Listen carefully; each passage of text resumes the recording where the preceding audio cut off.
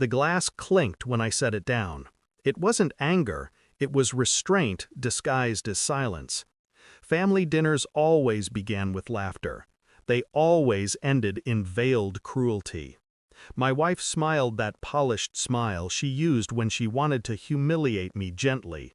Her brother leaned back, swirling his wine, eyes fixed on me like a cat playing with a cornered mouse. "Must be nice," he said, "living off my sister's paycheck. Some of us actually work." I didn't look at him. I watched the reflection in the polished silverware instead, the distorted shapes of people pretending to love each other. My wife added softly, "He's sensitive, don't start." That was her favorite trick. Defend me just enough to make me look weak. The waiter approached, nervous, hesitant. "Sir, the owner would like to speak with you." My wife laughed. "You know the owner?" I looked up at the waiter. "Tell him I'll be there in 10. She smirked. "You actually think the owner wants to talk to you?" I stood, straightened my tie. I am the owner. For the first time all evening, the table went quiet. It started long before the restaurant, before the marriage even. The little glances between them, my wife and her brother. The inside jokes I was never meant to understand. The way her phone dimmed the moment I entered the room. The faint scent of cologne on her coat, not mine. People say betrayal hits like a blade. It doesn't. It seeps, quietly, like water through concrete, slow, invisible, and irreversible. She once told me, "You take things too seriously." She was right. I take truth seriously. The night I found the first message, I stared at it for 10 full minutes before breathing again. A text from her brother. "He still thinks you're working late?" Her reply. "He's too busy pretending to be important." Pretending. The word echoed, like a pulse I couldn't kill. I played my role. The dutiful husband, the silent fool. But every smile she gave me became a note in my ledger. While she slept, I mirrored her phone to mine. Every text, every call, every secret. I learned the patterns. The meetings that weren't about work. The nights she claimed she was with her girls. It wasn't physical, at least not at first. It was emotional, deeper, more dangerous. He'd tell her how controlled I was, how cold.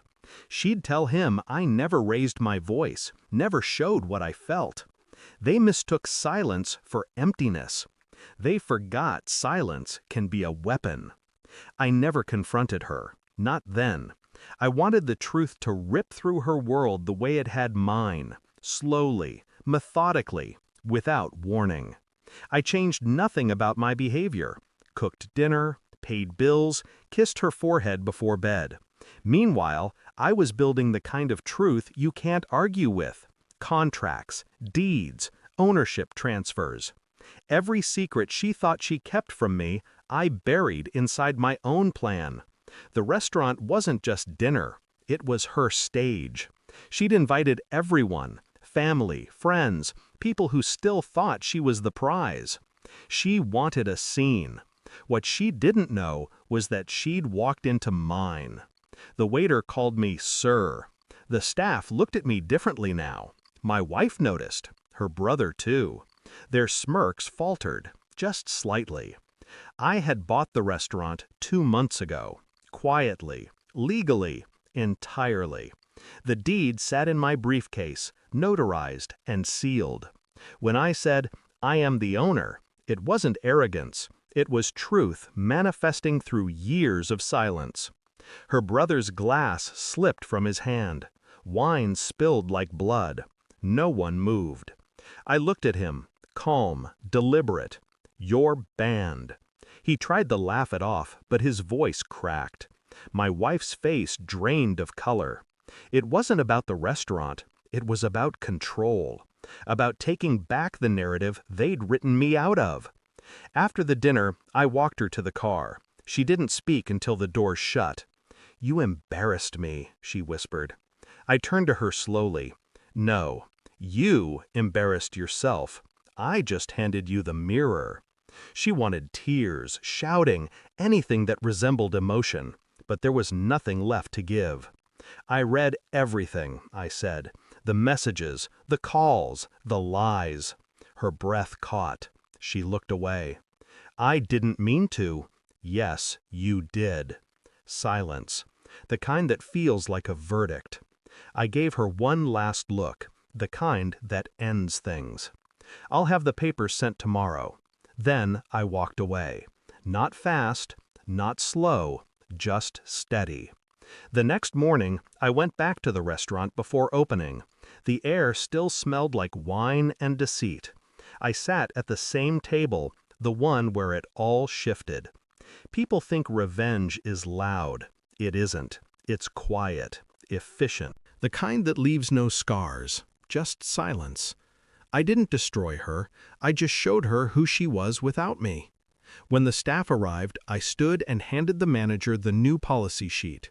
2 names were listed under Do Not Serve, hers and his. I left before the sun rose fully, the morning light cutting through the windows like glass. Some truths don't need to be spoken. Some victories don't need applause. They just need to be witnessed. Thanks for watching. Don't forget to like, share, and comment. Subscribe now to Cheating Stories Insight World for more amazing stories.